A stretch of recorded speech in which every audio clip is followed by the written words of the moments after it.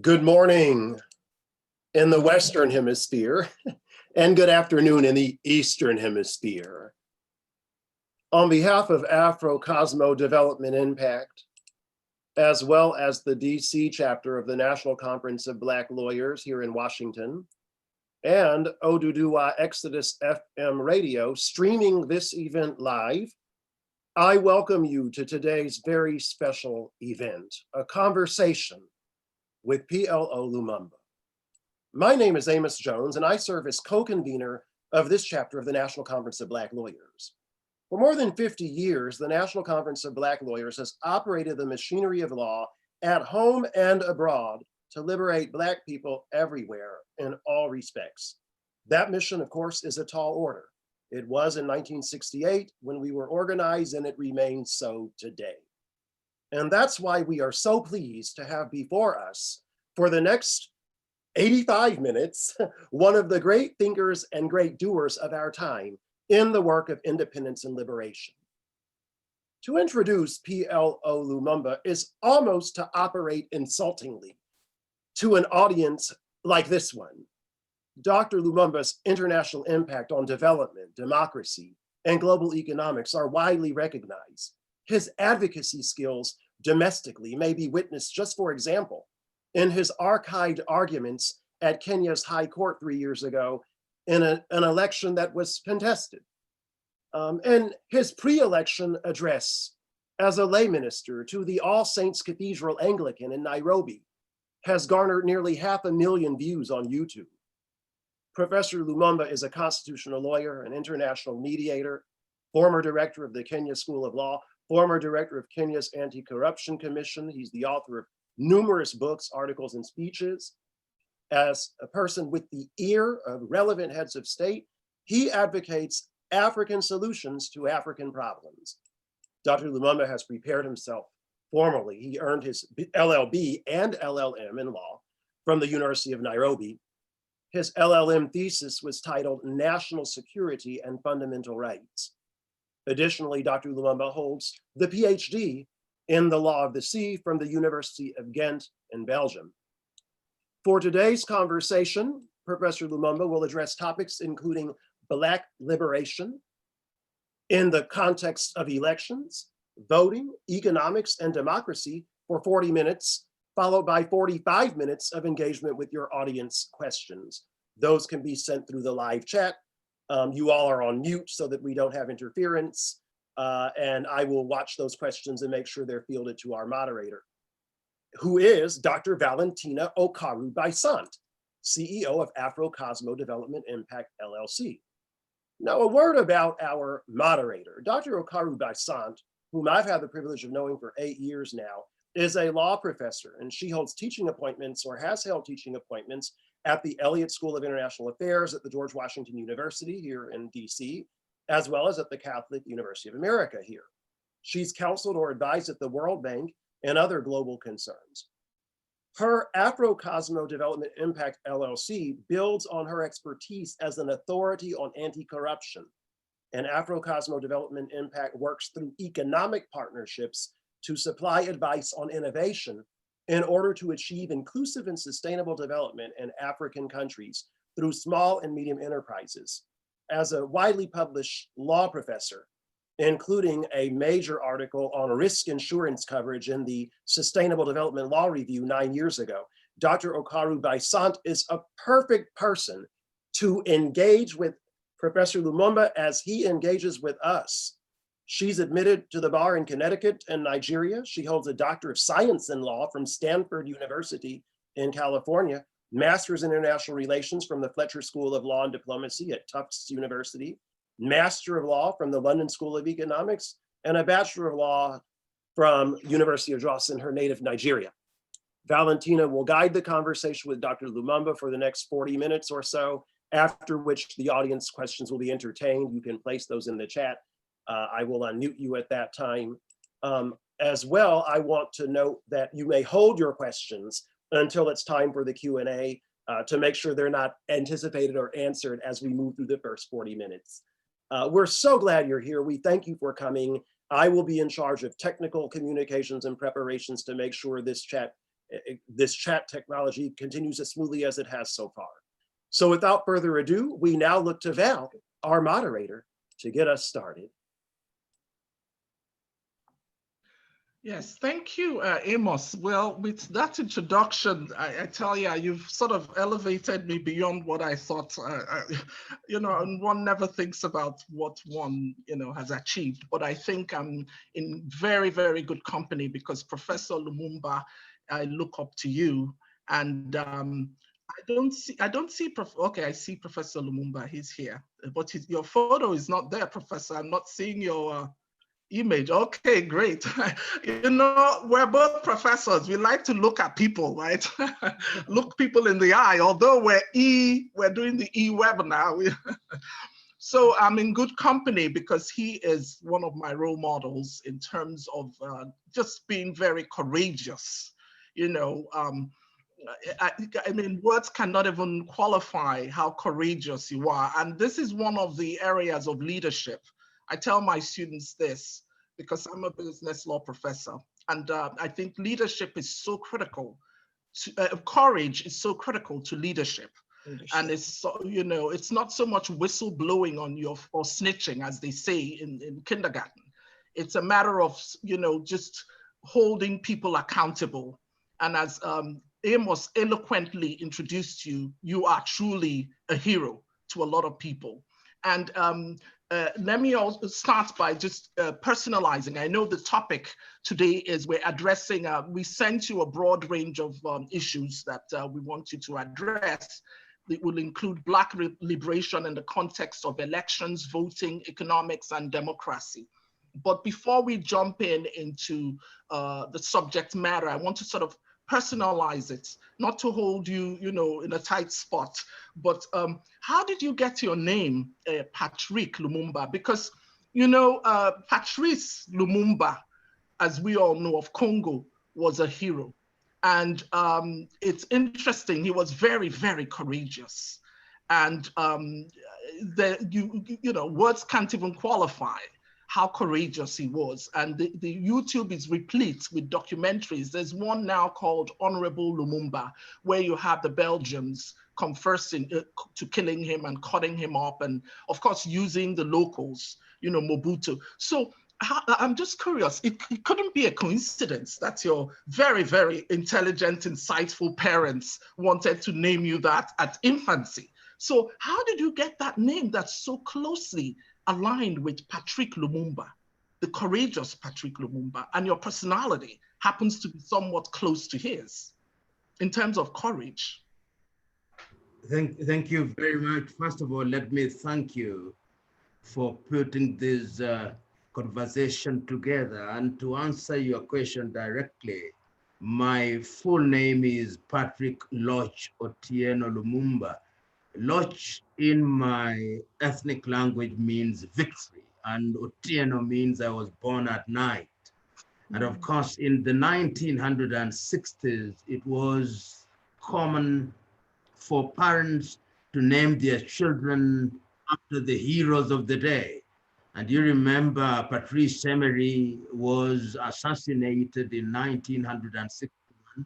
I was to be born a year later, and my father, who was a little bit more exposed than most at the time, thought that one of the ways in which he could immortalize Patrice Emery was to name his son after Patrice Emery.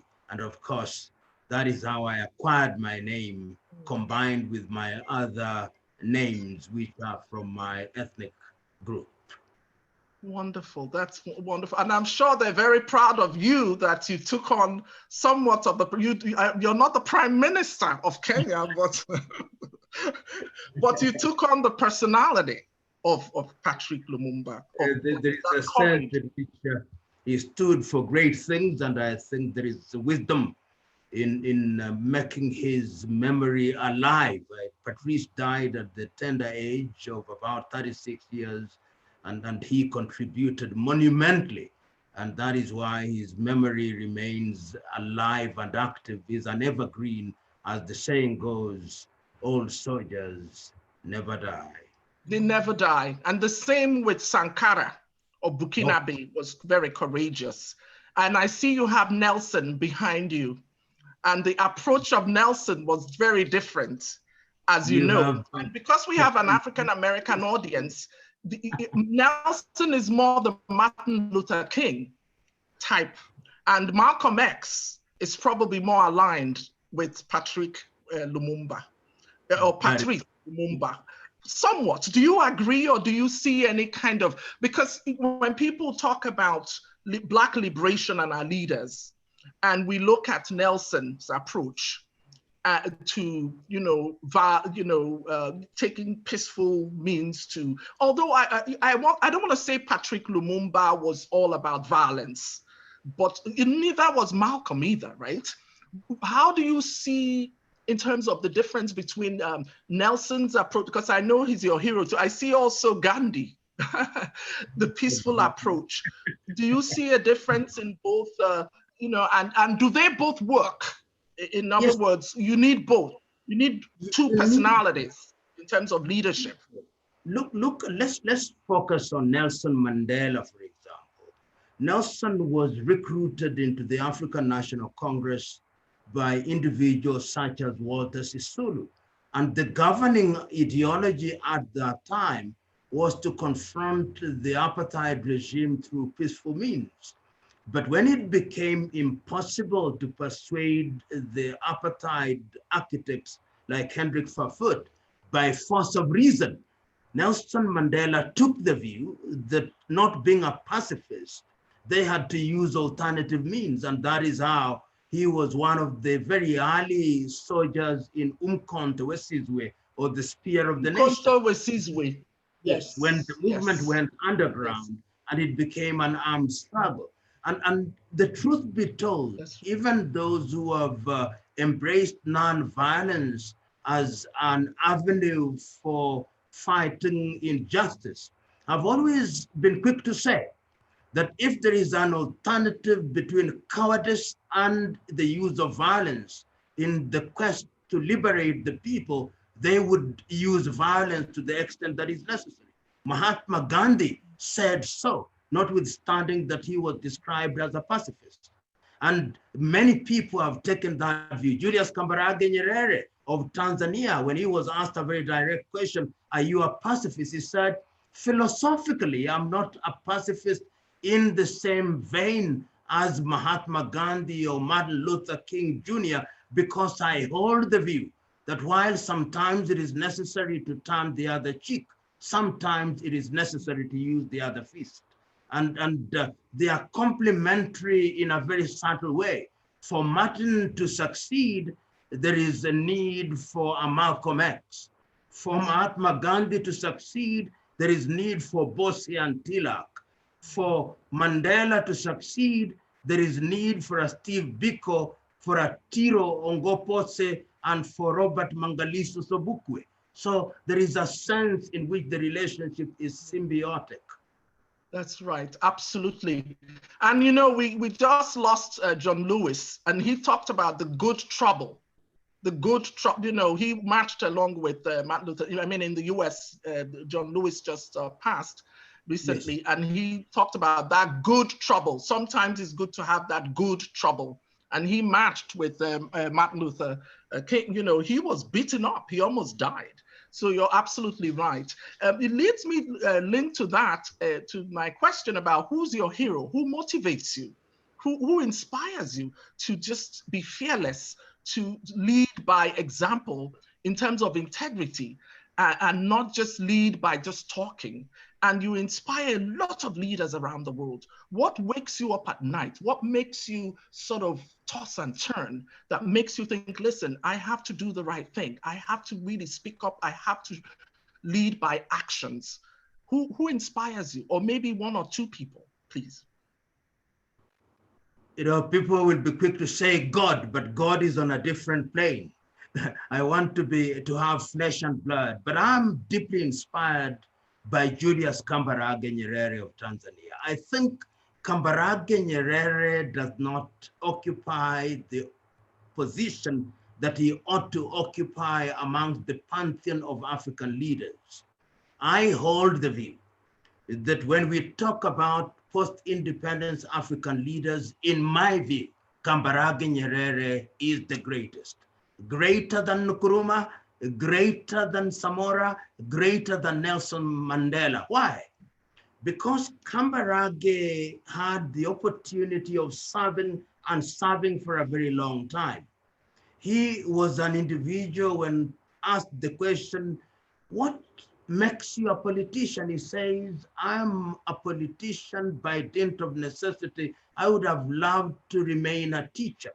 And as a very young person, you look at his life, self-effacing, a lot of privations. He very early on during the struggle for independence allowed Tanzania to be the home of the struggle for the liberation of Africa. He very early on recognized that unity was the essential ingredient in the life of Africans, found a nation that had nearly 136 ethnic groups. Within 24 years, he welded that nation so that today when you go to Tanzania, despite all the things that are said by the media, is the single nation in Africa which is united by one language, Kiswahili. And when he passed on, and I had the privilege and honor of working with him in his foundation in Dar es Salaam, he had no money stashed in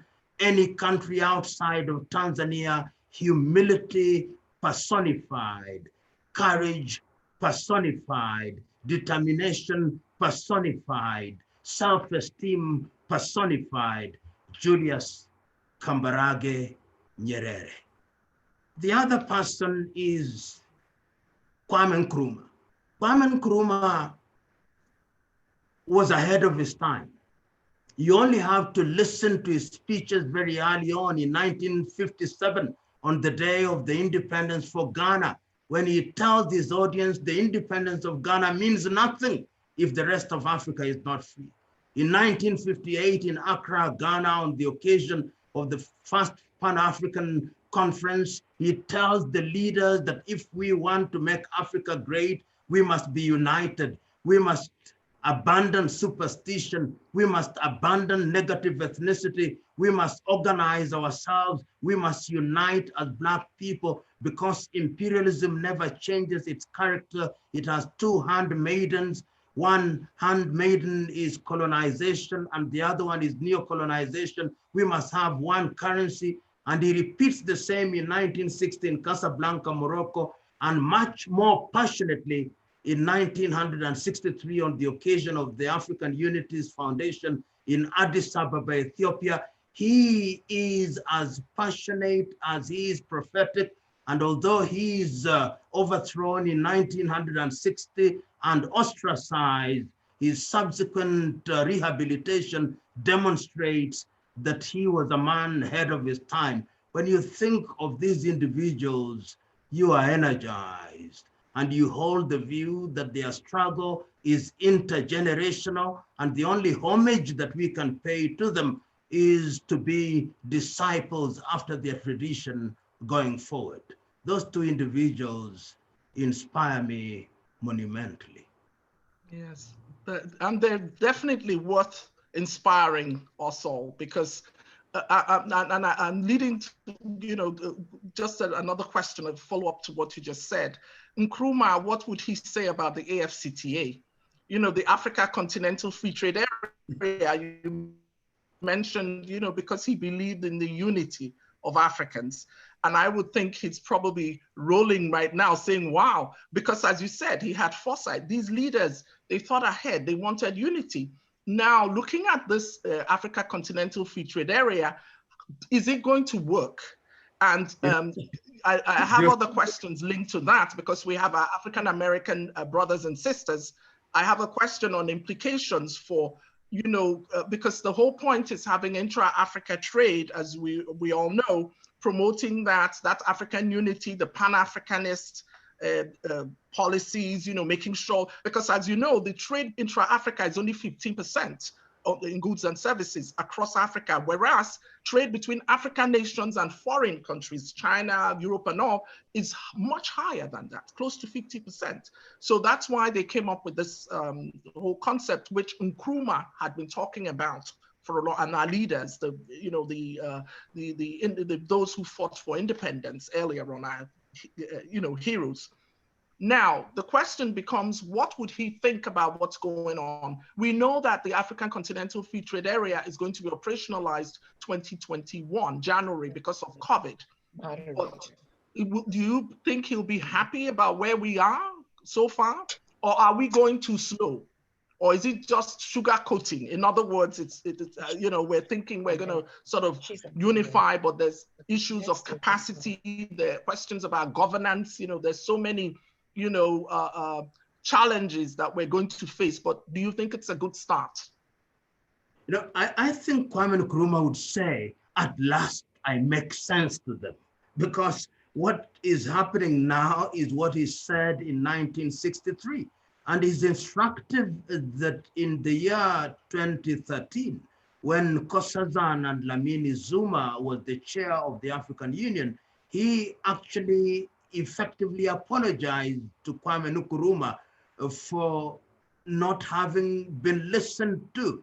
And Kwame was quite clear that if you want to give meaning to African independence, you had to have economic independence. His clarion call on the eve of independence in the 1950s was, "Seek ye first the political kingdom, and the rest will be given unto you." And the rest, of course, he said, would be economic emancipation. And he was quite clear that, number one, we must have a common market, we must have a common currency, and we must have intra-African trade.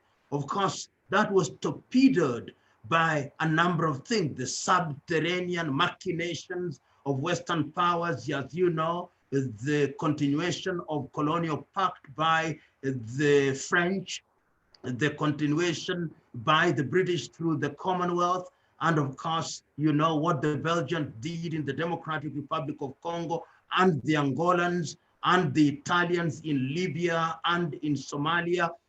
There is a sense in which there were other externalities that undermined African unity for the benefit of Europe. But Africa was always aware that there was a need to have enhanced intra-African trade, even as we had other initiatives which were actually driven by Europe, such as the Lomé Convention or the Cotonou Convention in 1980. During a decade that we had the structural adjustment programs, which were conceived and implemented by Bretton Woods institutions, Africans sat in Lagos, Nigeria, and came up with the Lagos Plan of Action and said, we must enhance intra-African trade. So the Africa Continental Free Trade Area, which must be seen in the context of Africa Agenda 2063, which is designed to catapult Africa into a different orbit of economic, political, and social development, is an initiative that recognizes that going forward, there are no good Samaritans out there, that going forward, the market that Africa has potentially of 1.2 billion can only be a real market if we are trading with one another. And that requires, among other things, that in the area of agriculture, for example, we stop exporting primary goods. There should be value addition so that we don't have cocoa from La Côte d'Ivoire, from Togo, from Ghana, going to Switzerland, to Nestle, and then they export it back to us, so that we have certain metals or rare earth being exported from the Democratic Republic of Congo. We export them to China and to Korea, then we import mobile phones, that we have our gold being traded in the United Kingdom or a diamond being traded in Belgium. And I think this is critical. And it's very important that Nigeria, which is the big power, ratified the CFTA last week. That is 250 million people. So I think that there is a realization that intra-African trade is critical. And this is where I also want to bring in the diaspora to mean people of African origin, wherever they are in the United States of America, in the Caribbean, in Latin America, in Australia, in Europe, 250 million plus of men and women in different professions, men and women whose combined income, both in real terms and potentially, is perhaps bigger than the GDP of Africa, which stands conservatively now at 3 trillion. I think that combination of factors gives the ACTFA a very major role to play going forward. But as I conclude answering that limb of the question, there is already identifiable machinations designed to torpedo ACTFA. France is working both overtly and covertly. The British, after Brexit, are already trying to break Africa down through bilateral negotiations. The Americans are equally busy. The Chinese are pernicious and indeed parasitic. The Japanese are subtle.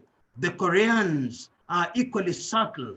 The Indians are in the wings. The Arabs are in the wings. So Africa must have a guard up, aware that if Africa wakes up and begins to punch at our real weight, the rest of the world will not have the field day that they have enjoyed over the years. Yes, thank you for your answer, because the Africa Continental Free Trade Area is definitely a very critical agreement that Africans have reached. And I will tell you this, it's very exciting that Nigeria ratified it last week. Now, just a follow-up, bilateralism versus multilateralism. The bilateral trade agreements, as you mentioned, that the US has a US FTA. They would argue, because there's nobody on that side of the aisle to refute, or to talk with you, I'm going to raise a question for you.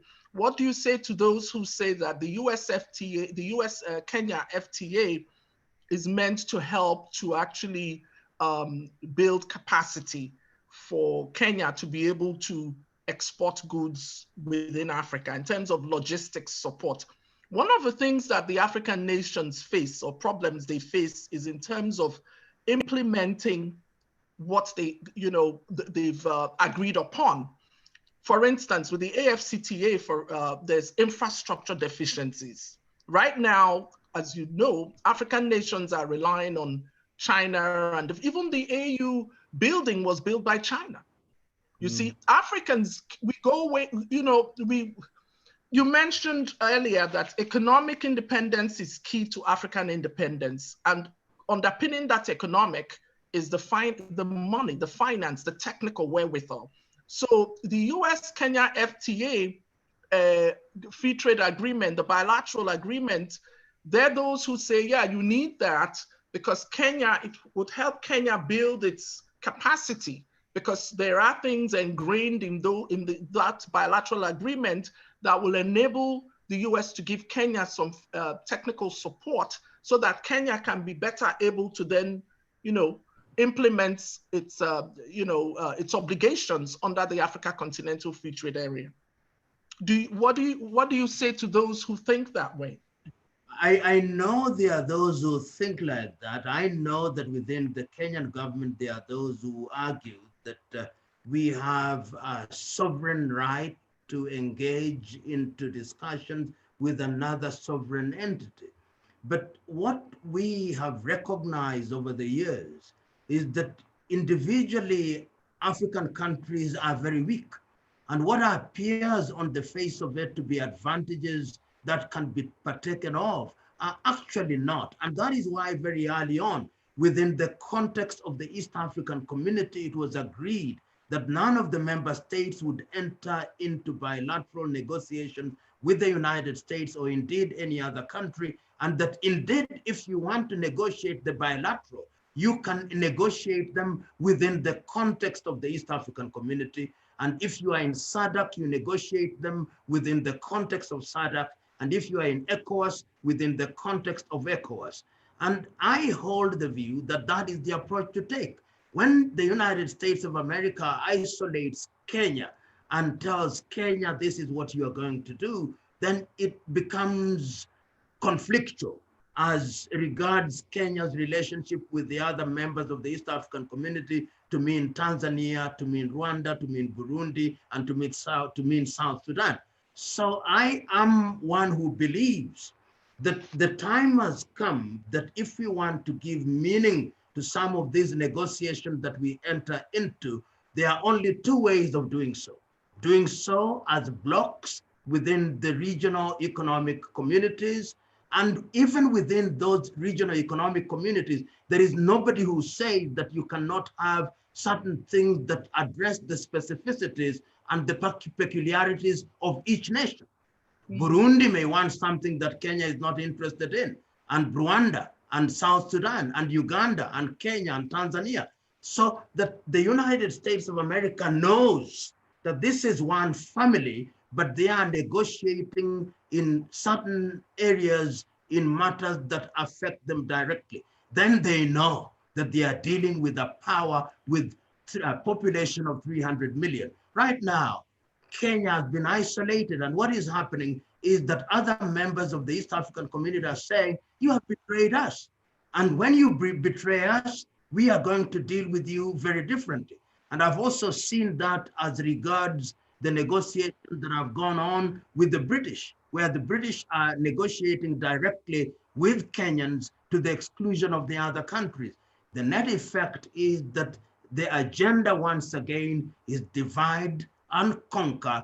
And what they do is to give sweeteners that make it appear as if they are favoring you. But if that were the case, what have they done in the last 50 odd years? Unity is our strength in negotiation. Yeah. And absolutely, Article 18 of the AFCTA, which is the continental preferences, actually requires that member states of the Africa Continental Free Trade Area do not give a better preferential treatment to non-AFCTA members than they do to the AFCTA members. So I think that they actually factored that in. Hopefully, countries, because it says, following entry in this agreement, state parties shall, when implementing the agreement, accord each other on a reciprocal basis. So if they negotiate any preferential treatment and they give any preferential treatment to other third parties, they have to make sure that it's not better than the treatment that they're giving to fellow African nations. Now, Professor Lumumba, you mentioned earlier about the diaspora, and the diaspora also includes our brothers and sisters that are, like Amos. Amos, I see you there. So in terms of going back to that very strong statement of economic independence is key to African independence, to what extent can, there's a lot of talking about promoting trade between African Americans and Africans. Where do we go from there, that statement? How do we make it a reality? It's happening, but not to the extent that it should. What's preventing it from moving forward? Is it access to information? Is it that, the social contract is broken in terms of relationships? How do we strengthen trade? In terms of wealth, African Americans, there are many who have a lot of capital. Yes, I know the global economy. I know I've had this conversation with my friend Amos a lot. The global economic climate is not tilted in terms of Black power, economic power. There are not many Dangotes out there. We know that. Having said that, Rome wasn't built in a day. And I'm not saying that we shouldn't trade with our white people as we're doing or negotiating with them. I'm just saying that there are many African Americans of African descent, of slavery era, of non-slavery era, whatever the case may be, been here forever, very strong, well-equipped, looking to engage with Africans. What's happening? How do we get that rolling to a greater extent? I'm not saying it's not happening, But how do we get that road? Not just the diasporans that are maybe just naturalized citizens in the US, but I'm talking like the Amos Joneses.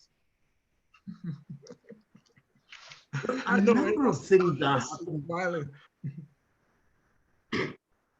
It's a hard question, I know.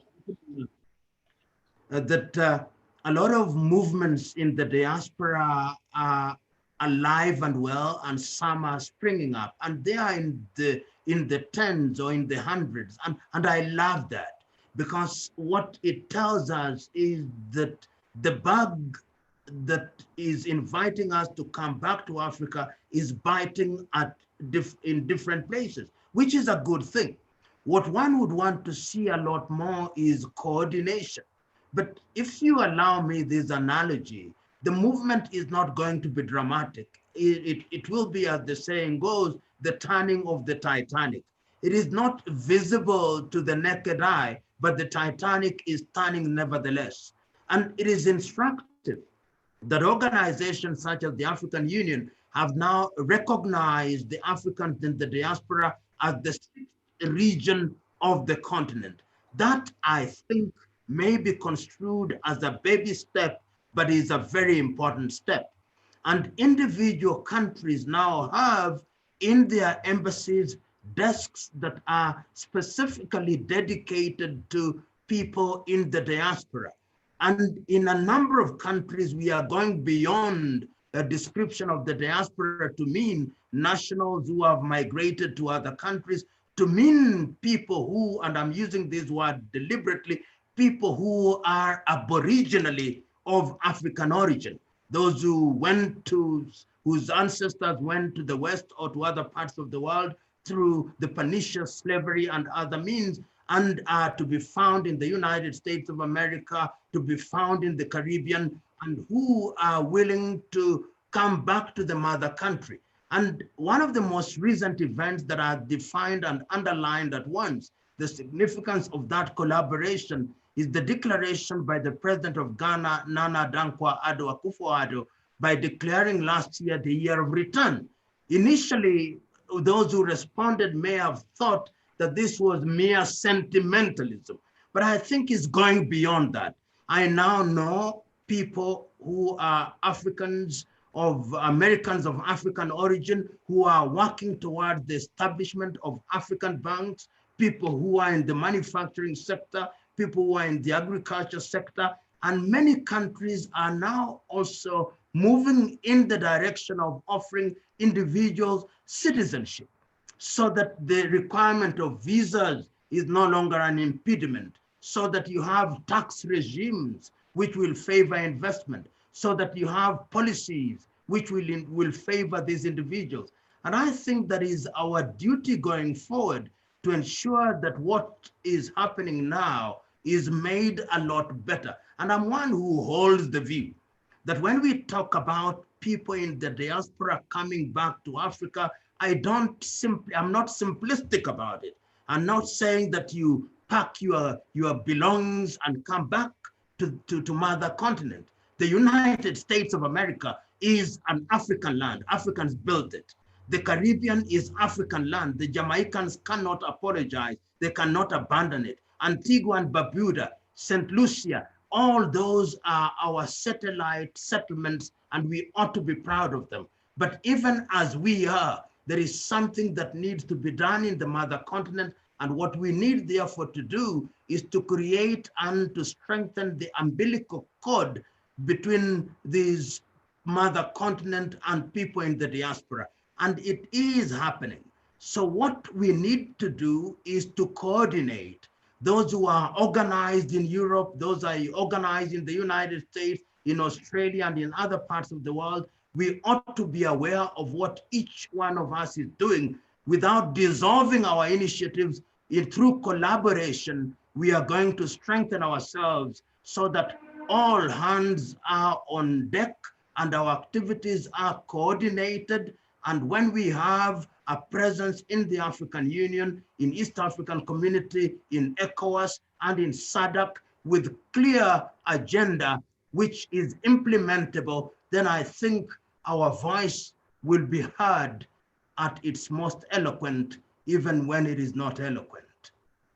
Wonderful, thank you. And also, I see some questions coming in, so I can take a little break from being the only one asking, and let me look at the questions. Somebody's saying here, I think Deidre is asking, Deidre, that's your question, right? It says— Go for it, Deidre.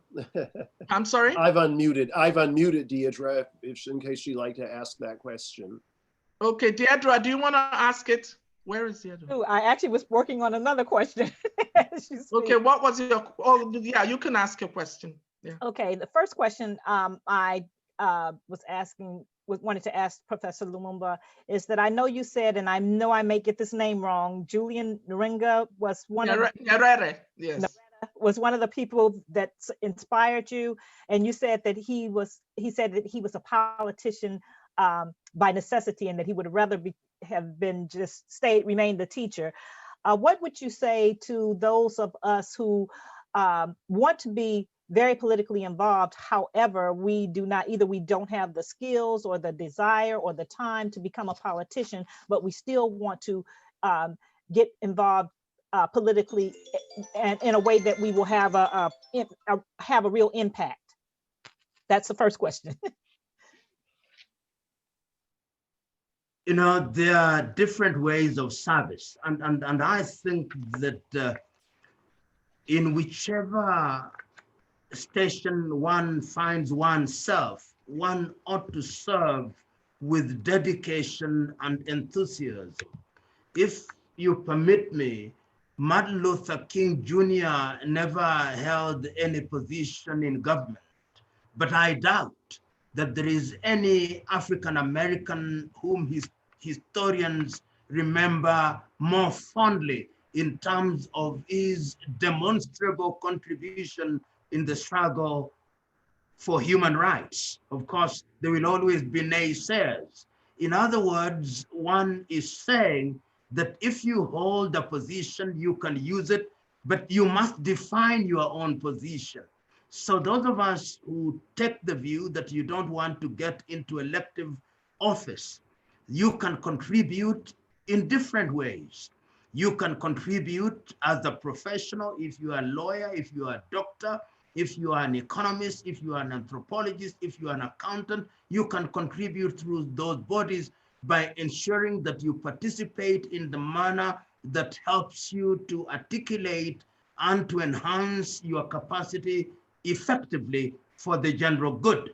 But if you happen to be a politician and you get into political office, then of course we will make certain demands of you, because we then put you into a position of honor and privilege, and we entrust you with our taxes and with our things, and we want you to perform beyond certain things that the persons who don't occupy public office do. And I think that there is need to recognize that when we talk about leadership, it ought to be leadership in its totality, so that the politician is the leader in that arena, and others are leaders in that arena, and business people are leaders in that arena. And in that way, we combine our efforts towards the general identifiable good and goal. Thank you. Am I on mute? Okay. Oh, you have another question. Okay, good. You mentioned actually, Dr. Val had mentioned that about the Chinese building in Africa, and I visit the Bahamas often. I'll go to Nassau all the time, and what I noticed over the past few years that the Chinese have come in and they are doing all of the building development in on the island, all of it. I mean, and I have several friends over there, and I talk to them, and they talk about how they really come in, they underbid, you know, the locals, and therefore they are able to come in, and they've just, I mean, literally taken over. What recommendations can you offer? Because it's very disturbing to me, and I don't even live there, and I'm sure it even happens here sometime, but it's very disturbing to the people that are there. The people that are from the Bahamas are very disturbed by it. And what recommendations can you offer to countries who are in a situation where they need money, or they, you know, and they, when they have foreigners come in and offer, you know, underbid the locals, and they can get the job done for a lot less. But, you know, how do we, I guess, how do we get the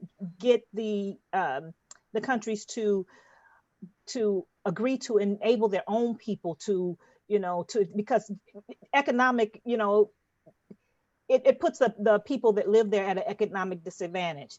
And to order to uplift the country as a whole, and our African people in the diaspora, period, we need to keep the money within and not allow other countries to come in. And even though it might initially be economically advantageous to do so, but overall, I see it as not really promoting the country itself, the people that live there.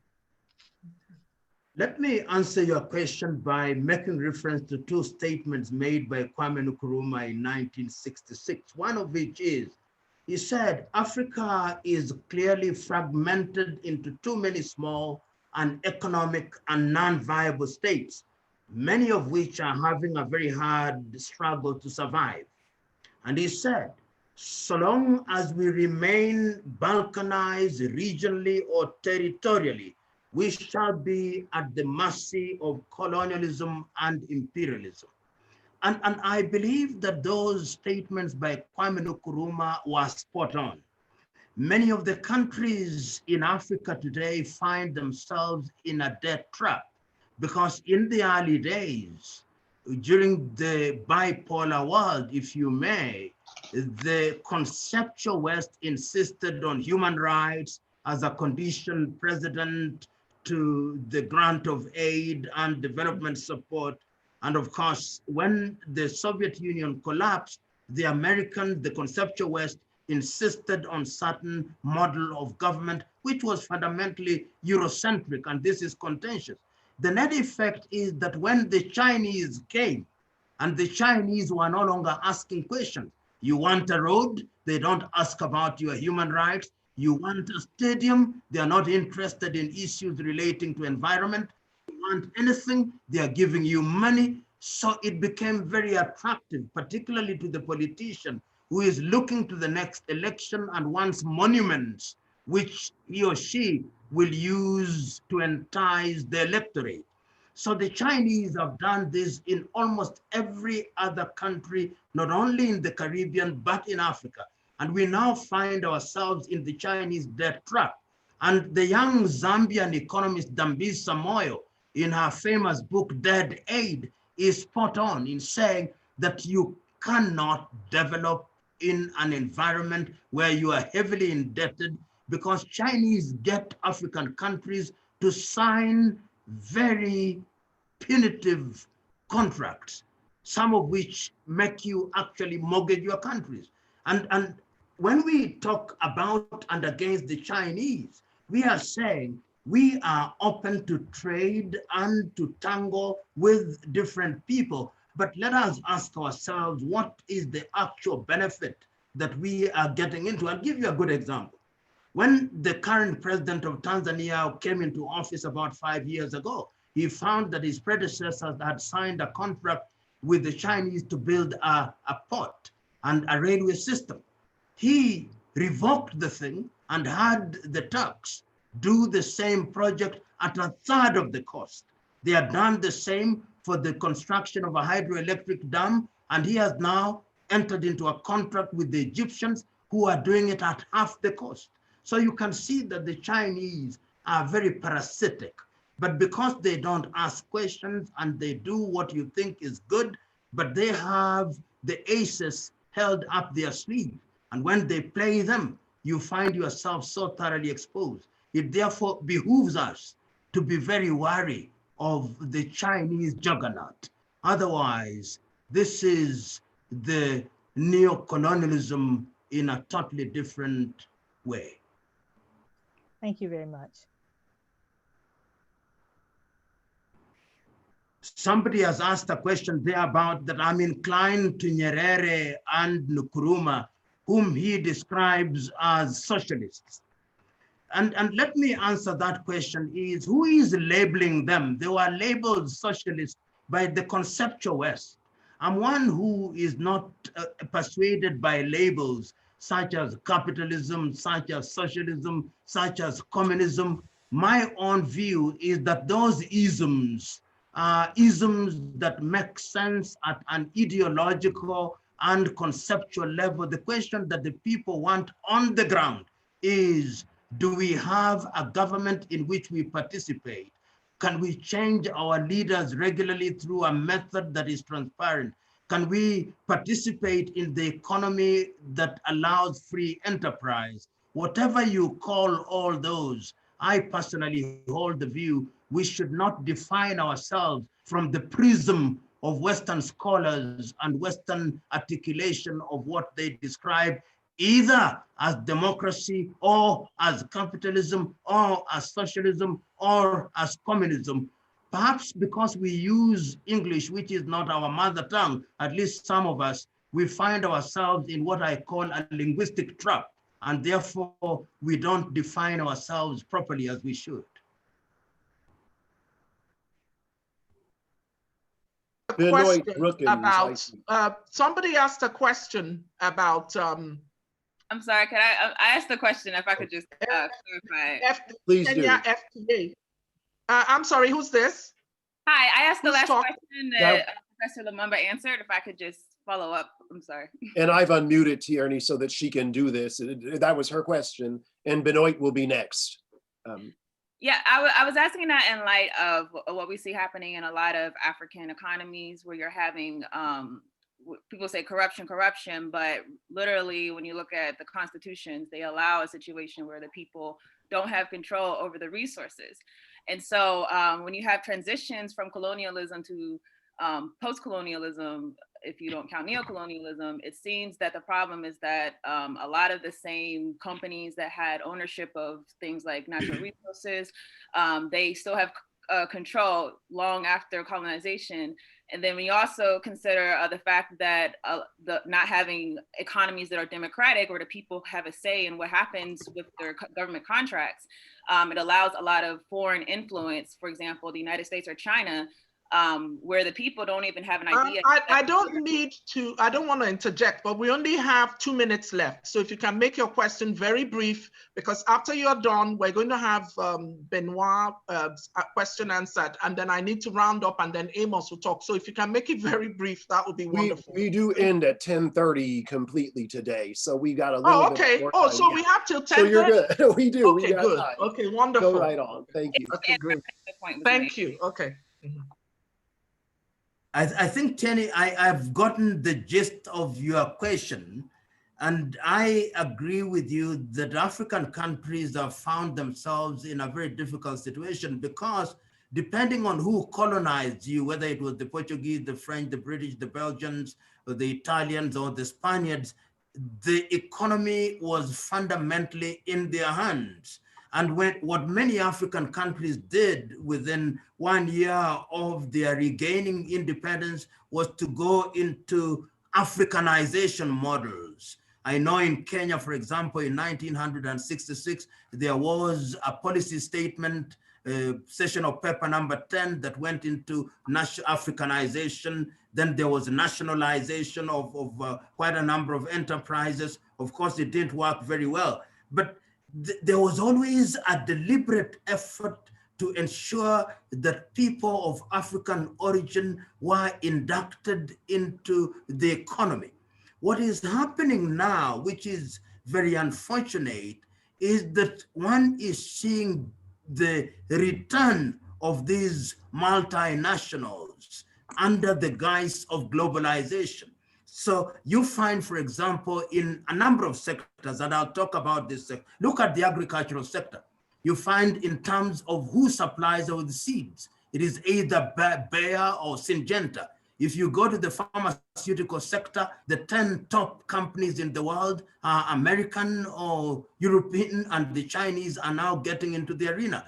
Go into the mining sector. all the leading mining companies in Africa, either Rio Tinto or some other company. You go into the oil sector, it is Total, it is Elf, it is Shell, it is ExxonMobil, so that the presence of these multinationals is so pervasive that deliberate efforts must be made to ensure that Africans truly have a stake, even in certain very soft areas. Look at the transport sector.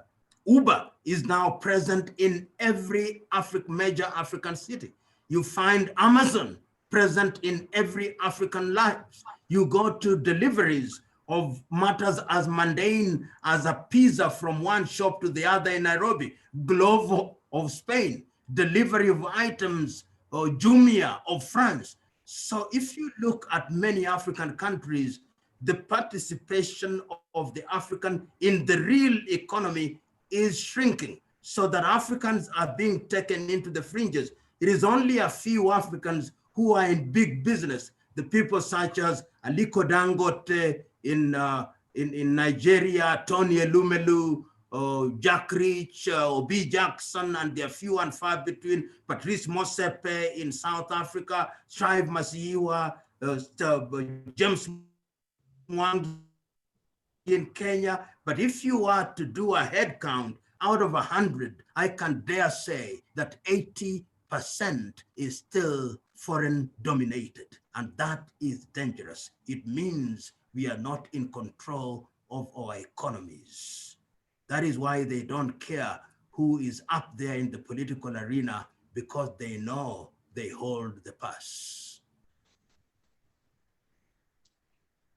Yes, thank you, Professor Lumumba, for your answer. We have a question from Benoit. Am I pronouncing it well, please? Benoit? That'll work. Benoit, okay.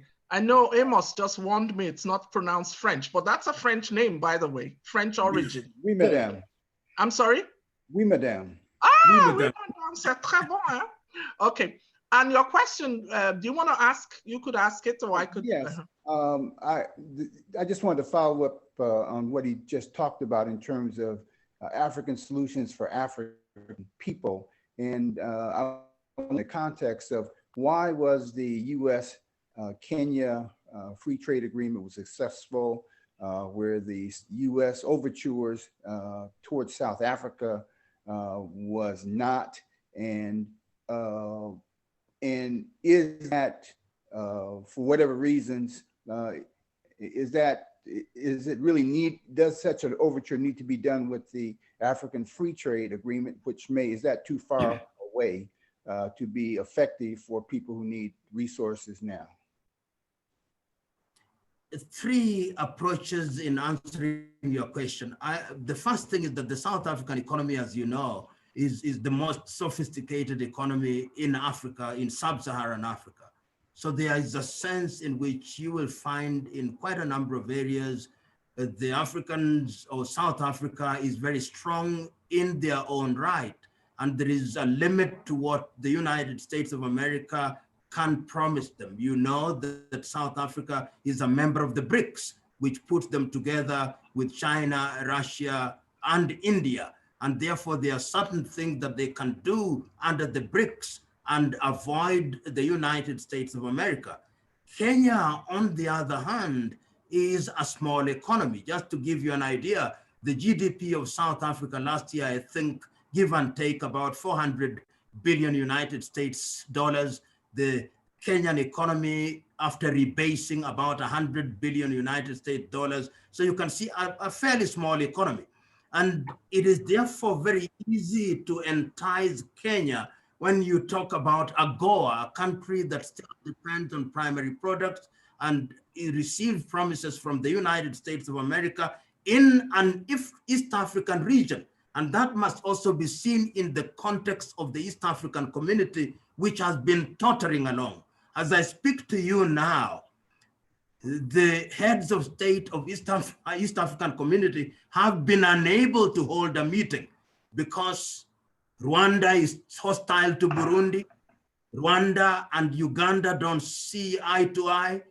Kenya is in an uneasy relationship with Tanzania, which apart from being a member of the East African community, is also a member of SADC. South Sudan has her own problems. Therefore, you can see that the bigger family is an unsettled one. And the second answer, the second limb of my answer is as regards your question, do they therefore see the Africa continent of free trade as remote? Yes. It is in its early days. It was meant to commence activity in the month of July 2020, but COVID prevented that. And it is something that is going to be situated in Accra, Ghana. The activities and the modus operandi is still not very clear, but Kenya wants to deal with the immediate issues. So there is a sense in which the Americans are being very effective in their negotiation. Says, are you not going to have this bird, this single bird that is in your hands, rather than wait for the 99 others which are still in the forest? And Kenyans are responding with alacrity to the detriment of this harmonized and unified approach. Yes, thank you for your wonderful answer. And I want to sort of chime in because I know we have another question from, I think, Ambassador Shola Agbola raised his hand or her hand. I think it's a she. I don't see Shola. Amos, is Shola around? I see she has a question or he has a question. Shola, your hand was raised. If you can hear us. Mm-hmm. Yeah, I've been omitted. If here can ask. Shola is a Yes. unisex. Shola, are you there? Yeah, I'm here. Okay, please ask your question, please. Oh, thank you very much, Professor Lumumba. You've been a source of inspiration to a lot of young Africans, and we thank you for what you're doing. My question is regarding your conversation with respect to... I'm sorry, Shola, can you introduce yourself? Because we don't see who you are. Who are you? You're talking in what capacity? I know your personal capacity, but who are you, please? Because we're not seeing... my name is Shola Agbola. I'm the president of the Nigerian Association for Young Adults of Canada. And I am Goodwill Ambassador to 5 Point Youth Foundation, NGO in America.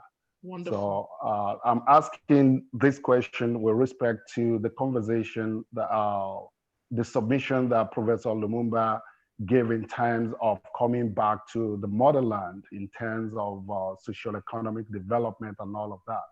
And my question is relating to the challenges that most of the young Africans are facing in diaspora in terms of most people that have been privileged to be in position of authority or have opportunity of relating to high profile individuals here in terms of encouraging them to do exactly what Professor Lumumba said.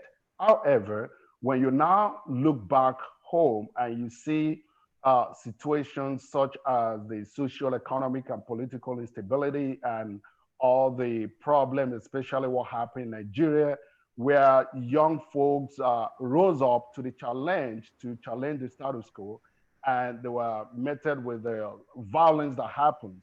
And the people you've been having negotiation with now calls you and say, is that where you have us to go to? And you kind of so dumbfounded because you've been preaching this concept of prosperity and opportunity and resources and all of that.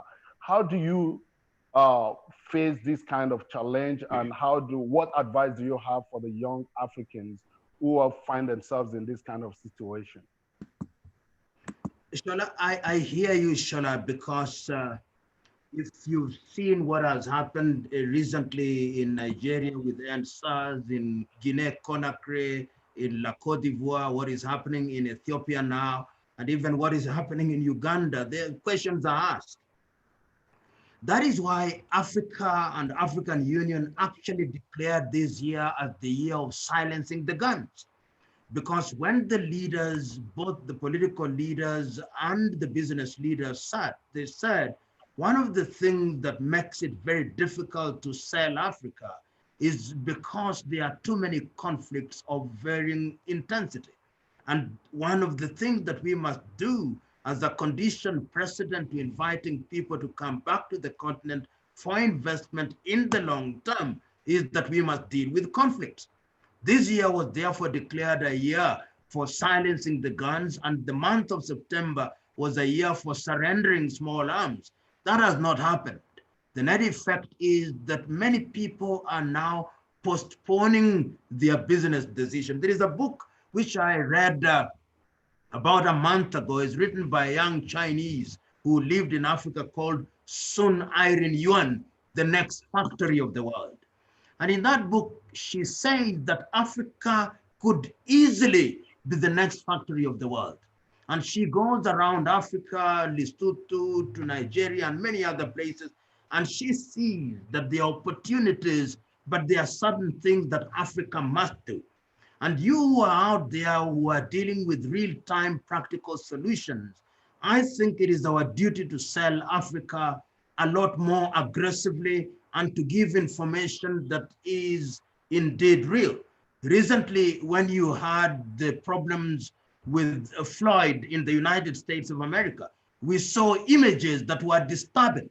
But that notwithstanding, people still think that the United States of America is a place that is worth investing. We saw what is happening in Belarus, or what is happening in Ukraine, or what sometimes happens in France or the United Kingdom. But that notwithstanding, there is a sense in which the marketing power of their media houses is so powerful that those incidents are seen as occasional episodes in what is essentially a tranquil environment. But what dominates foreign media, if there is an incident in Lagos and nobody is saying that these things don't take place, there is an incident in Lagos, then you think that the rest of Africa has a problem. So I think that Africa must market herself a lot more vigorously. We must have the real information out there. And I think if we do that consistently, then we'll be in a position to persuade those whom we are engaging with that Africa is not a lost cause. But it is also important that the political leaders are made aware that when we create environments that suggest to those who want to invest in the long term that our environment is poisoned, then we are undermining economic development.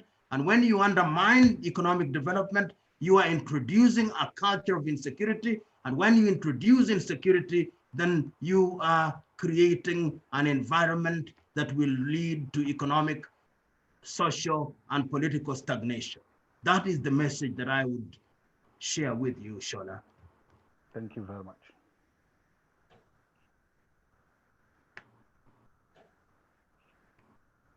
Valentina, I think you're muted. I believe you might be muted, Valentina. Oh, I'm sorry. There you Am I muted? Okay. Thank you, Professor. You can hear me? Yes. Okay, good. Thank you. Thank you, Professor Lumumba, for a very insightful answer. Just to piggyback on your answers and the discussion, you mentioned the participation of Africans are shrinking, and I think it's linked to the question the Shola had asked too about the youth. And you also talked about South Africa being a very heavyweight, in terms of GDP. That's absolutely true. Now, of course, South Africa, Nigeria, and Egypt actually comprise more than 50% of the total of Africa's GDP. Nigeria is number one, then South Africa, and then Egypt. And having said that, even though they are, I know you agree that the disparities are very wide. South Africa and Lesotho, I believe, are the countries with the highest in the world inequality. The Gini coefficient of South Africa is 0.62. Which is 62%. Nigeria is not far behind. Most African countries, period, compared to Sweden and the Nordic countries, they have a very high inequality. And in fact, at a meeting with the IMF, I think it's Center for Global Economic Development last year, I raised that question with her. She was on the panel and I was in the audience, and I was talking about global organizations looking into this question because it can be deceitful. I know South Africa is, has good infrastructure and all that, and Nigeria, is not far behind. Well, there's some problems with infrastructure deficiencies and all, but that, they're the Dangotes and all from Nigeria. But when you think about the disparities, and guess who's at the bottom? The youth. And it ties in with your discussion and your statement about participation of Africans is shrinking as there's a lot of aid and trade or whatever is going on. They seem to be left behind. And of course, women, SMEs, this is what my company Afrocosmo does. The small, medium enterprises are being swallowed by the big guys, so to speak. So, and underpinning also what you said of, you know, we talked about the conflicts that are going on in Africa, and this year is the year of silencing of the guns. We have SARS, we have sex trafficking, we have African males dying, not just males, women, dying in the high seas, trying to escape to go to Libya and head to Italy. And everybody's like, hey, what's going on? Why are they doing that when they know people are still dying? Because what they're facing is worse. It doesn't mean anything. I mean, it's better to die out there than to die of starvation. So, and George Floyd, let's even link it to the whole world, the global, what the Black people are facing all over. I'm not sort of, you know, trying to bring on doomsday here, but you rightly said fundamentally economic underpins all this. How do we get out of this, what I call, I don't want to say dark hole, but how can Africans, because it's like we're hitting against the wall. You know what I'm saying? How do we get out? Because this is fundamentally, whether the Black man is in, or the Black woman, or wherever they are, I'm not saying, look, we have to not have it look like a doomsday. We have Kamala Harris now potentially going to be VP, you know, and those of us who are here, we're not so-called down and under, but we're talking the collective here. We're talking about the collective, the Black people all over the world, and what underpins all this. How do we get out of this economic under-empowerment is how I want to put it, because human capital underdevelopment, be it in terms of not having the right skills, or if you have the right skills, they're underemployed all over Africa. There's a wide gap, disparities, haves and have-nots. I'm not a communist, it's just common sense. People, when you have instability, you know, there's something underpinning it, and it happens to be this economic thing. You see, where do we go from here? It's a very hard question, I know, but you're very, very smart, and I want you to give us the answer. It's a hard question. In one sentence, I know this is like a full, you know, it's a hard conversation. And I think that the fact that we are aware of it is indeed part of the solution. A number of countries are now beginning to recognize three things. One, that the so-called youth dividend will only make sense if we engage the youth in production. Number two, that because many African countries, particularly rural Africa, the economies are supported by women, that deliberate effort must be made to ensure that women are at the center of decision making. Number three, that we must now go into the arena of value addition to the things that we produce, whether it's in agriculture, whether it's in the mining sector or the manufacturing sector, and that deliberate policy decision must be made. And I've seen a number of countries that are doing this. You are right, of course, in identifying South Africa, in Rwanda, and Rwanda is a small country. I know that within a very short time, from the day of the genocide, Paul Kagame and his regime may have other problems, but you can see that deliberate efforts have been made in urban Rwanda and in rural Rwanda, and they have lifted a critical mass out of the poverty, and they are involved in economic activities. And I saw that in Malawi at one time during the reign of President Bingu wa Mutharika, he came up and said, we are not going to import food, and they did not. Thomas Sankara did the same in Burkina Faso, and indeed even in the neighboring Somalia, neighboring to Kenya, when Meles Zenawi came up in 1984, they say, Ethiopia has been known for famine and hunger. We are banishing famine and hunger. And why am I giving these examples? Because it has been demonstrated that it can be done. China, during our lifetime, has succeeded in lifting nearly 800 million people out of near abject poverty. So in a nutshell, I think what we ought to do going forward is to give practical meaning to the policy decisions that we have identified. This is what makes, number one, Africa Continental Free Trade Area very useful if it is practical. This is what makes the initiative at the regional level of ECOWAS very useful. This is what makes useful the domestic policy positions as articulated in legislation and deliberate effort by industry. And people like Aliko Dangote, whom we keep on mentioning, Patrick Mosepe and others, are beginning to realize that if you don't take care of these young men and women who are out of university and other vocational institutions, then insecurity is going to spring up against you.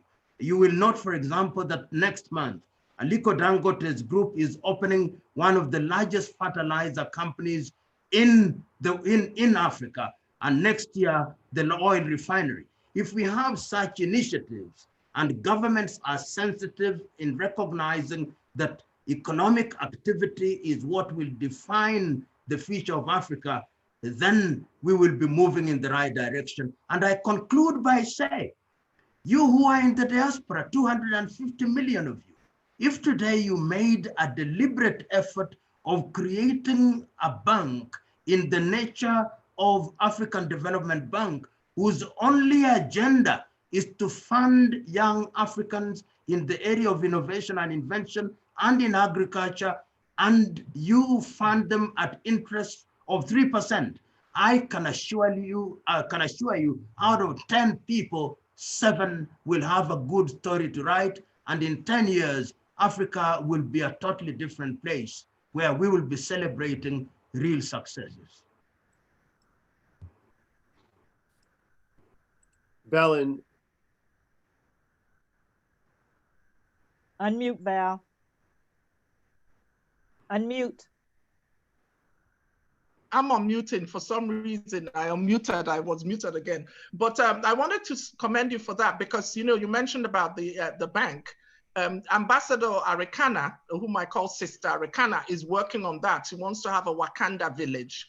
So you're right on it. And I know that I think you know her pretty well. So I think she's looking into that, having a diaspora and Wakanda village. She's very, very wonderful. And I wanted to also mention something very, very important you talked about in terms of youth, because we're having a youth bulge globally, especially in Africa, and it's growing at a very fast rate. You mentioned the Chinese author that talked about the next factory. There's a question linked to that. You and I'm sure, know this. Africans tend to want their kids to be doctors and lawyers and scientists. Vocational education, Africa is a place for, in terms of consumerism. People look at the African population, 1.2 billion. You know, this is what the AFCTA is all about, promoting intra-Africa trade and all. And it's seen as a very critical market for not just Westerners, but everybody. Consider Asians, consider Africa in terms of consumerism, but also labor. But unlike China, Chinese people, I'm not going to propose benevolent dictatorship where you're paying people $1 a day in terms of the labor market. Africa is a labor market, but a lot of Africans, especially their kids, I know I'm probably a little guilty, I have 2 kids. We want our kids to be scientists, doctors, and nobody's looking at vocational education and factories. Work, they don't glamorize, you know, the dirty work. I'm pleased, though, that I want to say that the cheetah generation, a few of them are going back to farms to set up agri-businesses and all. But how do we make this area of, you know, factory work, vocational education become more attractive? I know that Fatty, who works with NEPAD in South Africa, they're looking at bringing working class, wealthy people, plumbers and farmers from the West to expose them to African youth to say, listen, these are wealthy. It's a glamorous job to be a blue collar worker and be well paid. You don't have to be a doctor or scientist. Work in the farms, it's a good thing. Obasanjo tried it in Nigeria. It's not seen as glamorous in Africa. How do we change that? I know Fatty's organization at AU NEPAD, they're working on it now, but it hasn't quite caught steam yet in Africa. And I know the women in the rural areas, we're helping them. There's a lot going on. but there's a lot that still needs to be done because we have a lot of in terms of high unemployment rate in Africa. A lot of youths that are doctors, lawyers, and they're roaming the streets. They don't see the value in setting up an entrepreneurship in agriculture, whatever, owning your own farm, you know, that kind of thing. Yes. No, that is beginning to change. I was in Cape Town last week, and I was at an event where we were inducting young people who are getting into vocational training, and people are beginning to change. As you rightly said, we are now beginning to see in many African countries where we have this paradox that we have a shortage of engineers, but engineers are unemployed. We have a shortage of doctors, but doctors are unemployed. On the other side, you see a plumber or a painter or somebody else with a set of skills getting jobs on a daily basis. Right now, in many African countries, we are re-examining our curriculum with a view to having an educational system that places emphasis on skills. And the results may not be as dramatic as we want them to be, but I can see a shift. I travel across Africa sufficiently to say with confidence that there is a movement in the right direction. I see young people, and we are mentoring young people ourselves in nearly 38 African countries, and you can see they are involved in the arts, they are involved in education, they are involved in agriculture, they are involved in different areas. What needs to happen now is that governments must come in to create a policy environment and a legislative environment that enables them to have apprenticeship systems that will help them to move in that direction and concretize that approach. So I hold the view, even as I see my friend Viola Green, who is involved in agriculture in the Gambia, coming into this chat room. And I think that going forward, we should not be worried. What we should do is to emphasize the fact that there are lessons, and there are 3 countries that are worth looking at. India with her cottage industries, China with her cottage industries, South Korea. Nyerere, whom I talked about very early on, said in 1960s that when I went to the United States of America and Germany, I was amazed at the technology, and I stopped at amazement. But when I went to India and I saw the simplicity of their technology, I was elated and attracted, because I said, this one we can do at home. Appropriate technology is what is going to catapult us into the orbit that we need for the moment. And he said, let the Americans go to the moon. We will provide water in our villages.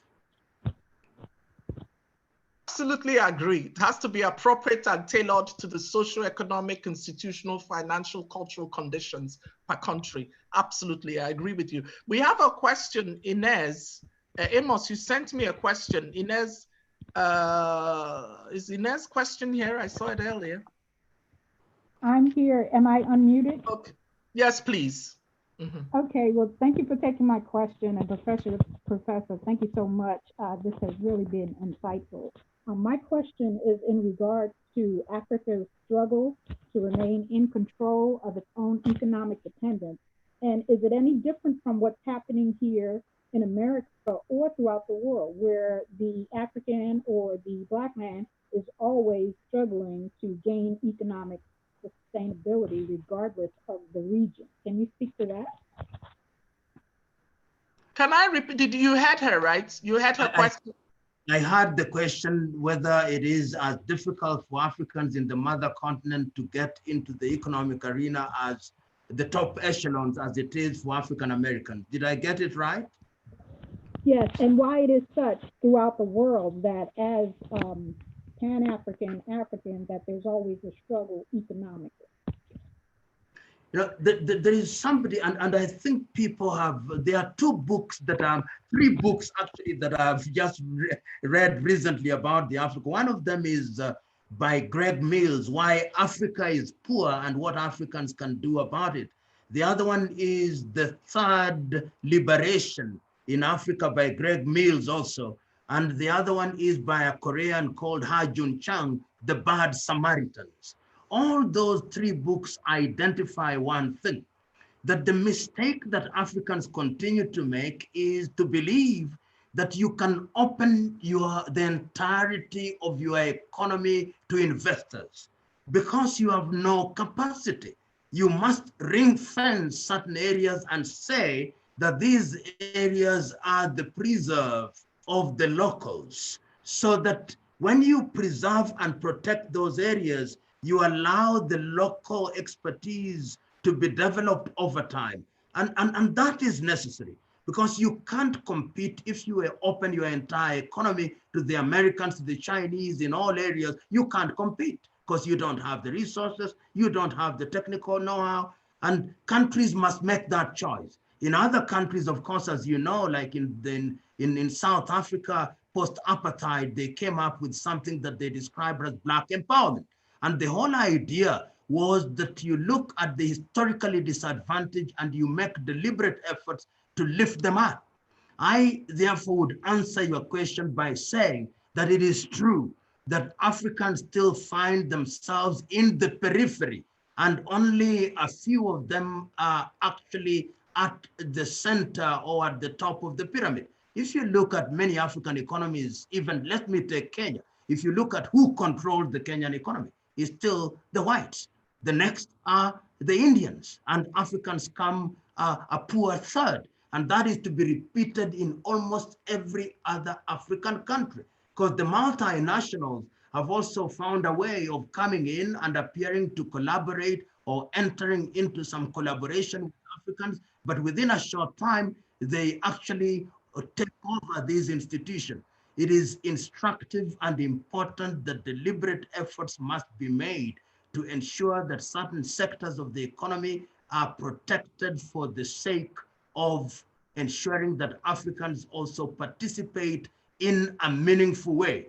There are those who will frown upon that by saying, but this is a globalized world, but this is a world where the economy should be open. But ask yourself these fundamental questions. When the Japanese were growing, did they not protect their industries? When the Chinese were growing, did they not protect certain aspects of their economy? When the Singaporeans were growing, did they not protect certain aspects of their economy? When it comes to Africa, we don't speak firmly and loudly and effectively enough to make our case heard and accommodated. I agree with you that deliberate effort must be made. Look at the interest rates that we find in African banks. You are being charged interest rates at 14%, 24%. Unless you are selling drugs, which business would you possibly be engaged in to pay a bank when you have a loan in the millions at 24%? You can't. Lumumba, we could spend the whole day talking with you because you are very, very insightful. And it's been such a wonderful, insightful, very thought-provoking session. Everybody will agree. I see it coming in. Oh, it looks like, oh, Viola has a question. I mean, Amos, do we have? I must answer Viola's question because she has a personal interest in that. Okay, so let me ask. Out of courtesy, we'll take it. We want to be Viola, careful on our time. And I know Viola, so Viola, come on.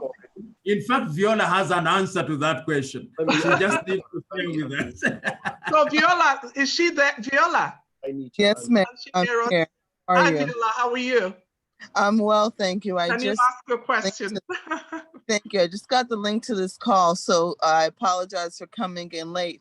But I heard the sister talk about Black Americans and the opportunities for engagement. And I'm wondering, no one better can explain this in a way that makes sense other than our beloved professor, to talk about the opportunities before us for an intra-African, not inter, but inside of Africa, commodities exchange, especially in the sector of agriculture. As many Black Americans and one myself in the United States, we don't think about food production or produce production. So agriculture as that sector, what's the opportunity for industry enterprise development that can create jobs and build wealth and be a bridge point for Black Americans and others in the diaspora to join in. And maybe the sister there can get an understanding and an ideal of ways for partnership.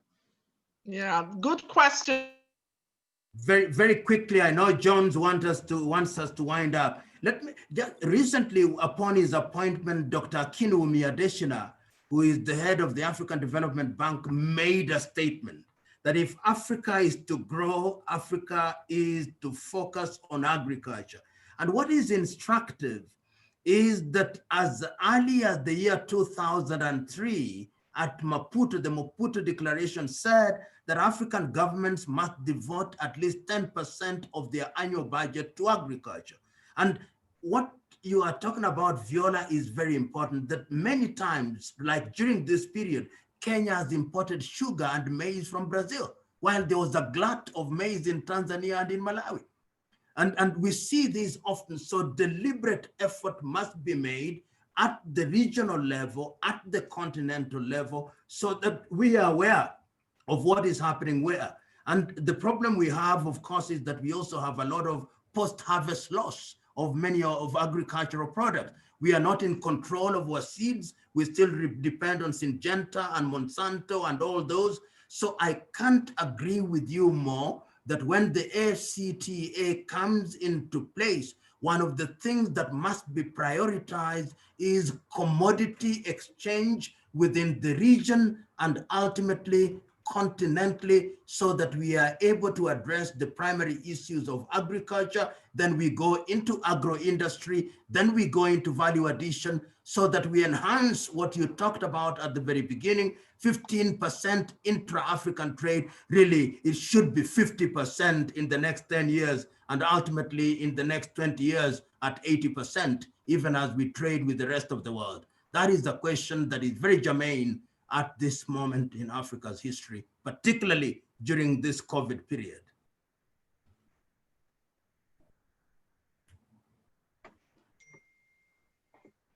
Valentina, Thank you. you're muted. Thank you. Yes, thank you, Professor Lumumba. I know you addressed that question when we were having our discussion. It's a very critical question, and I'm glad that Viola came in and asked it in a different variation with respect to agriculture specifically, because food insecurity is a very critical question. Somebody, and linked to that too, is even if Africa decided to trade, that of course, challenges that Africa needs to address. And that is the question that I think our next, who is it? Onyx, I think, asked a question about infrastructural challenges, which of course, I think you have already answered earlier, but Africa needs to deal with that issue of providing energy, because you can't have, you know, a factory if there's no energy to help your factory function. And also in terms of comparative advantages, it's interesting you mentioned, and it's very critical, how some countries are exporting from, you know, some African countries are still importing from non-African countries when their fellow African countries have the same products. So that's very critical. But there's also a question I had for you. How do we deal with small, medium enterprises? I hold them very dear to heart, because that's my company does quite a bit of work in that regard. Even if, like with the AGOA situation, the Africa Growth and Opportunity Act, even within Africa.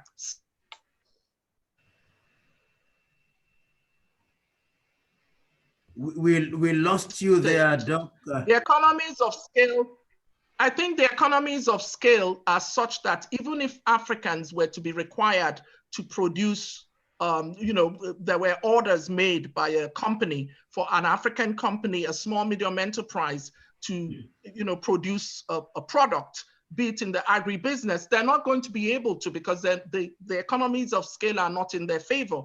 Okay, we don't have like the advantage that China has, where they have large economies of scale, so they can produce. So how do we encourage scaling up? It goes back to what you said about the factories and making sure we encourage the youth and people to get into this business. Most African companies cannot even afford to produce. If Nordstrom required maybe 10,000 clothing or whatever it is, be it in whatever sector, they can't even produce. They're not able to do that because they don't have large economies of scale to be able to produce enough to meet the demands. So what do we do about that? I guess it goes back to your incentivizing, creating the enabling environment to encourage them. But I would like to know quickly, and this is my last question for you. My quick answer is that the SMEs are really the fulcrum, if you may, going forward of African economies, because this is where you have goods that are consumed by most of the people. And in order to address the question of the economies of scale that are enjoyed by particularly Chinese companies now, is the cooperative movements. I think the cooperative movements have worked very well, particularly in Kenya and a number of African countries, so that cooperators in a particular sector come together. And if that were to be raised to a different level, then even those who are small will be big because they are part of a team. And if we do that effectively, then we will ensure that we save in terms of energy consumption, because these are the things that raise the prices of commodities. Then we create linkages with markets through the cooperative movement. My solution, therefore, even if you are small, be part of a cooperative movement, which then combines the small ones. And lo and behold, when you are dealing with others outside, then you are big through the cooperative movement. And I think, and somebody is saying something that I agree with, that you create partnerships in that way. And that is the only way you are going to compete. And going forward, that is the only way we are going to deal with this, because the truth also be told, people are very practical. If you have an item which can be landed from China at $1 and you are producing it for $5, even if I'm patriotic, my pocket may not support my patriotism. It will be very practical. That makes sense. Thank you. You're muted again. And I'm sorry. Oh, yes, I'm sorry. Can you hear me? Yes. Yes, now. Okay, thank you so much, Professor Lumumba, for this very insightful and wonderful, I think optimistic field, although we had some pessimist views here and there, which we can't avoid talking about Africa. But in the end analysis, we painted a very good picture of the future of Africa and where we need to go with respect to liberation, economic empowerment, and also, of course, we didn't touch on elections, but we don't have time for that. But I think we touched on the, trade. We don't want to talk about that because it's still hanging in the wings, right? But with that, I think I would want to give I wanted to say the podium, but we're now on webinar to Amos. So Amos, please, if you can help us with closing. Amos, yes, as we close, we will turn it over to co-convener of the D.C. chapter, Deirdre McCann. Deirdre? Yes, thank you. Hello again, I'm Deirdre McCann. As Amos said, I'm the other co-chair of the National Conference of Black Lawyers D.C. chapter. And I hope everyone enjoyed this session as much as I did. I must say, I have been truly enlightened today. I want to give a warm thanks to Professor Dr. PLO Lumumba for being so gracious to accept our request to have this forum with us. We are honored and grateful for the opportunity to hear from you, such an esteemed and knowledgeable individual who not only informs us of problems, but also gives us solutions to problems. I'm sure that everyone within the sound of your voice have been enlightened, and we are humbled. For those of you who did not previously know Professor Lumumba, he is the head of the PLO Lumumba Foundation. And this foundation is a charitable organization that is changing the lives of people, moving them from miserable poverty to a life of success and prosperity. It is active in promoting fair and honest elections in Africa and abroad, and explaining the effect of elections globally. I'm sorry he didn't get a chance to get into that this time, but that is part of what he's doing. And he's also, that foundation is educating the society about the science surrounding the global pandemic, promoting global citizenship, which he did get into, and economic development. Just recently, the foundation signed a MOU with the Global Peace Foundation of Kenya to collaborate on peace building, education, and mentorship of young African leaders. Since its establishment in 1990, the foundation has been self-sustaining with the exception of the occasional support given or received from goodwill of friends. So that again, that is the PLO Lumumba Foundation. So if you would like to contribute, you can do that. So I just want to hand it back over to our co-convener Amos at this time for a personal announcement. And I want to thank you again, Professor PLO Lumumba. You have really, really graced us with your presence today. And grace we have been granted indeed when Val and I and Prince called Professor Lumumba on a Saturday afternoon, really sort of out of the blue. Well, it was out of the blue. Before we could get into any logistics, Professor Lumumba preempted the idea of any payment to him for his service time lecture. We hadn't decided the format yet, and it was so gracious of him. So we circumvented in a way, and I'm pleased to announce this morning that we have, in honor of the work of that organization, and to further the aims and vision of this impactful leader, this statesman, a transformative doer, Professor Lumumba, and in recognition of the National Conference of Black Lawyers and Afrocosmo and the radio broadcast, we have contributed to the PLO Lumumba Foundation 50,000 Kenyan shillings. The transfer was made this morning to the PLO Lumumba Foundation through the modern technologies of their website, where I found at 5 a.m. we could do it without any objection. And so we are so pleased that that's available. Thank you very much. Thank you very much. And you are welcome. We just want to wish you all the best and encourage you and be co-laborers as you raise these concerns and transform this world, starting with the continent of Africa, but with a completely global reach.